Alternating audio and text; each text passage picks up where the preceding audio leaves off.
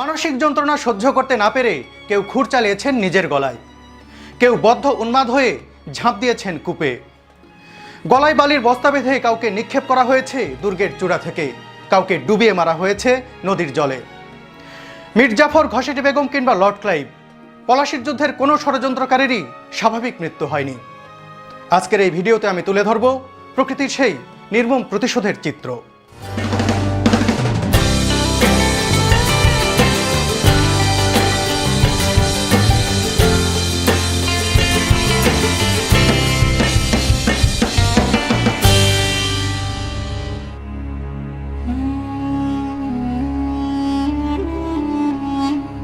বাংলার ইতিহাসের কত ঘটনারই না সাক্ষী এই মুর্শিদাবাদ।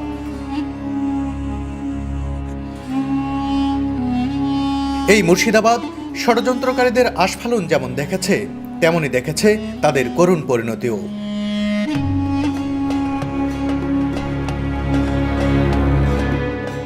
নবাব সিরাজউদ্দৌলাকে সিংহাসন থেকে সরানোর ষড়যন্ত্রকারীদের অন্যতম ঘসেটি বেগমের শেষ পরিণতি জানাবো শুরুতেই।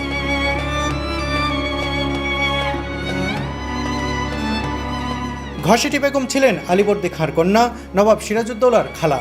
ঘসেটি তার পালিত ছেলেকে বাংলার সিংহাসনে বসাতে চেয়েছিলেন, তাই সিরাজকে নবাবী দেয়া কোনোভাবেই মেনে নিতে পারেননি তিনি। এ কারণেই লিপ্ত হয়েছিলেন জঘন্য ষড়যন্ত্রে।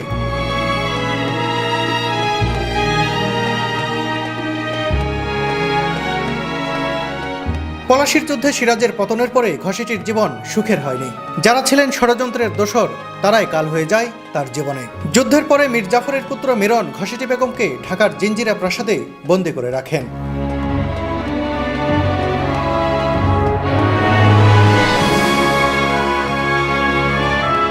পূর্ব পরিকল্পনা অনুযায়ী এক ভোররাতে জিঞ্জিরার কাছে বুড়িগঙ্গা নদীতে নৌকা ডুবিয়ে ঘসেটিকে মেরে ফেলা হয়।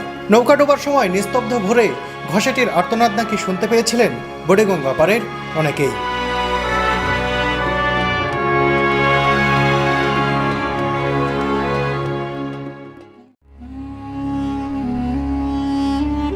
রক্তের কোনো সম্পর্ক না থাকলেও আলীবর্দী খাঁর আমল থেকে নবাব পরিবারের একজন সদস্য হিসেবে স্নেহ ছায়ে বেড়ে ওঠেন মোহাম্মদী বেগ।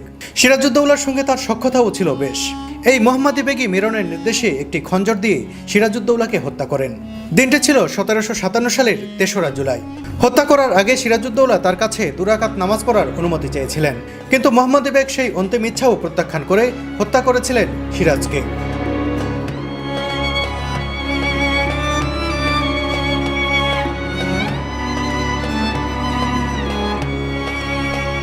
এই মোহাম্মদী বেগের মৃত্যু স্বাভাবিক হয়নি। সিরাজকে হত্যার পর তিনি বদ্ধ উন্মাদ হয়ে যান। একদিন একটি কূপে ঝাঁপ দিয়ে আত্মহত্যা করেন তিনি। ইয়ার লতিফ খান সম্পৃক্ত ছিলেন পলাশী ষড়যন্ত্রের সাথে। তিনি নবাব সিরাজউদ্দৌলার একজন সেনাপতি ছিলেন। মীর জাফরের নির্দেশে পলাশীর যুদ্ধে তার বাহিনী নিয়ে পুতুলের মতো দাঁড়িয়েছিলেন। যুদ্ধের পর উধাও হয়ে যান তিনি। অনেক ইতিহাসবিদ মনে করেন ইংরেজরা তাকে গোপনে হত্যা করে।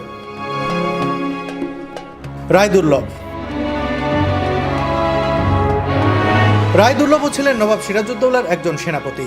তিনিও ইয়ার লতিফের মতোই লিপ্ত হয়েছিলেন ষড়যন্ত্রে।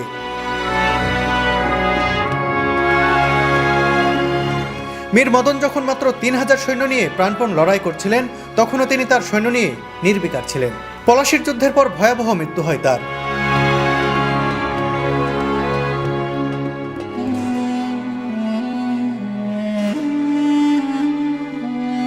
1765 সালে বক্সারের যুদ্ধের পূর্বে গলায় বালির বস্তা বেঁধে মুঙ্গেরের দুর্গের চূড়া থেকে তাকে জীবন্ত নিক্ষেপ করা হয় গঙ্গা নদীতে।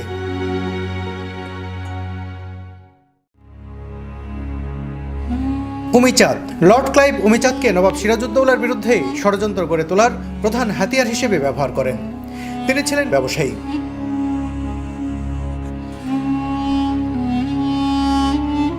পলাশী যুদ্ধে নবাব সিরাজের পতন হলে তাকে নবাবের সম্পত্তির 4 আনা অংশ দিতে হবে বলে ইংরেজদের সঙ্গে এক জাল চুক্তিপত্র সই করেন এই উমিচাঁদ। ইংরেজ নৌসেনাপতি ওয়াটস ছিলেন এই চুক্তিপত্রের প্রধান ব্যক্তি। পরে ওয়াটস প্রদত্ত এই চুক্তি জাল বলে প্রমাণিত হয়। নবাবের ধনরত্ন ও সম্পদ থেকে মোট 40 লক্ষ টাকার দাবিদার ছিলেন উমিচাঁদ, কিন্তু দলিল জাল দাবি করে তাকে কোনো টাকা দেয়নি ইংরেজরা। এই অর্থের শোকে উমিচাঁদ বদ্ধ পাগল হয়ে রাস্তায় নেমে যান।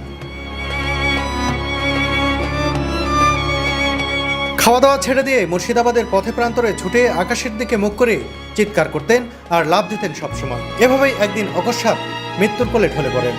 কি নিদারুণ ও দুর্বিষহ তার এই মৃত্যু। রাজা রাজবল্লভ। মীর জাফর ও ঘসেটি বেগমের সহচর রাজা রাজবল্লভ আমাদের ঢাকারই নবাব ছিলেন। বিশাল অঙ্কের অর্থ আত্মসাৎ করে নবাব সিরাজউদ্দৌলার মনে অসন্তোষ সৃষ্টি করেছিলেন তিনি। তার প্ররোচনায় পুত্র কৃষ্ণদাস আত্মসাৎকৃত অর্থসহ কলকাতায় পালিয়ে যান এবং ইংরেজদের আশ্রয় গ্রহণ করেন। বিষয়টি পরবর্তীতে ইস্ট ইন্ডিয়া কোম্পানির সঙ্গে সিরাজের সশস্ত্র সংঘর্ষের একটি কারণ হয়ে দাঁড়ায়। ইংরেজদের সঙ্গে ষড়যন্ত্রে লিপ্ত থাকার সন্দেহে নবাব মীর কাসিম 1763 সালে তাকে নদীর জলে ডুবিয়ে হত্যা করেন। পলাশীর যুদ্ধ পরবর্তী সময়ে মীর জাফরের পুত্র মিরন বেশ ক্ষমতাধর হয়ে ওঠে। মীর জাফরকে সামনে রেখে নবাবী করতেন আসলে মিরন। তারই নির্দেশে মোহাম্মদী বেগ সিরাজকে হত্যা করে। শুধু হত্যা নয়, সিরাজউদ্দৌলার লাশ ক্ষতবিক্ষত করে তারই প্রিয় হাতির পিঠে বেঁধে গোটা মুর্শিদাবাদ শহর প্রদক্ষিণ করেছিলেন মিরন।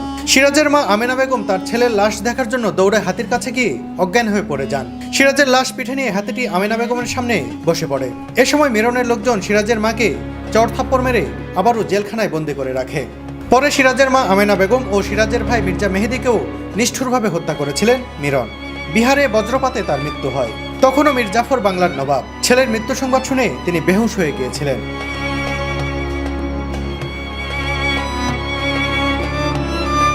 পরবর্তীতে শোনা যায় বজ্রপাতে নয়, ইংরেজরাই হত্যা করেছিল মিরনকে। তাঁবুতে আগুন দিয়ে হত্যা করার পর বজ্রপাতে মৃত্যু হয়েছে বলে মিথ্যা খবর ছড়িয়ে দেওয়া হয়েছিল।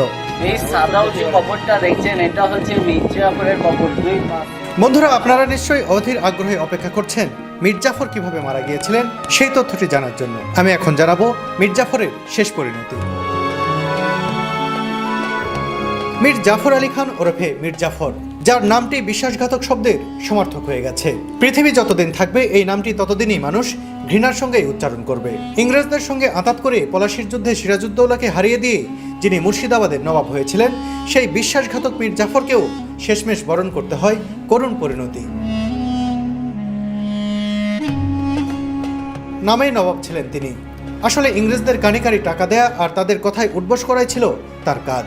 সেই সময় তার নাম হয়ে গিয়েছিল ক্লাইভের গাধা। আসলে ইংরেজরা তাকে গাধার মতোই খাটাতো। টাকার চাহিদা মেটাতে গিয়ে হিমশিম খেয়ে মীর জাফর নাকি একবার অসহায় কণ্ঠে বলেছিলেন, তোমাদের কি মনে হয় মুর্শিদাবাদে টাকার বৃষ্টি হয়? পরে মীর জাফরকে সিংহাসন থেকে ছুঁড়ে ফেলে তার জামাতা মীর কাসিমকে নবাব বানিয়ে দেয় ইংরেজরা। সিংহাসন হারানোর পর মীর জাফর মানসিক যন্ত্রণায় ঠিকমতো ঘুমাতে পারতেন না। এ সময় তিনি কুষ্ঠরোগে আক্রান্ত হন। দুরারোগ্য ব্যাধি কুষ্ঠ তার জীবনকে অসহনীয় করে তুলেছিল। 1765 সালে 74 বছর বয়সে ধুঁকে ধুঁকে তিনি মারা যান। জগৎ শেঠ। জগৎ শেঠ সেই সময়ের ধনী ব্যবসায়ী। এতটাই ধনী ছিলেন যে তিনি ইস্ট ইন্ডিয়া কোম্পানি ও নবাবদের টাকা ধার দিতেন। এই জগৎ শেঠ ছিলেন জঘন্যতম ষড়যন্ত্রকারী। তিনিই মূলত ইংরেজ বাহিনী ও মীর জাফরের সঙ্গে ষড়যন্ত্রের সেতুবন্ধন রচনা করেছিলেন। চাহিদা মতো অর্থ সহায়তা না পাওয়ায় বক্সারের যুদ্ধে যাওয়ার আগে মীর কাসিমের আদেশে গলায় বালির বস্তা বেঁধে জগৎ শেঠকে মুঙ্গেরের দুর্গ থেকে নিক্ষেপ করে হত্যা করা হয়। অবশ্য কেউ কেউ বলেন তিনি পাহাড় থেকে পড়ে ক্ষতবিক্ষত হয়ে মারা যান।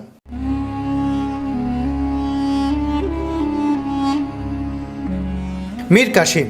নবাব মীর কাসিম ছিলেন মীর জাফরের জামাতা ও মিরনের ভগ্নিপতি। ভগবান গোলায় পলাতক ছদ্মবেশী সিরাজউদ্দৌলাকে মীর কাসিমই ধরিয়ে দিয়েছিলেন। পরে তিনি বাংলার নবাব হন এবং এ সময় ইংরেজদের সাথে তার বিরোধ বাধে। কয়েকটি খণ্ডযুদ্ধে তিনি পরাজিত হন। এরপর তিনি পথে প্রান্তরে বনে জঙ্গলে ছুটে বেড়াতে থাকেন। জঙ্গলে তার দুই পুত্র ইংরেজদের হাতে নিহত হন। 1777 সালের 6 জুন মীর কাসিম দিল্লির রাজপথে এক বেওয়ারিশ লাশ হয়ে পড়ে থাকেন।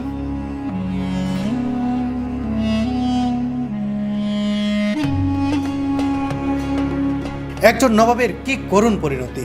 কাফনের একটি কাপড়ও মেলেনি তার। গায়ের ময়লা জামাসহ দেয়া হয় কবর।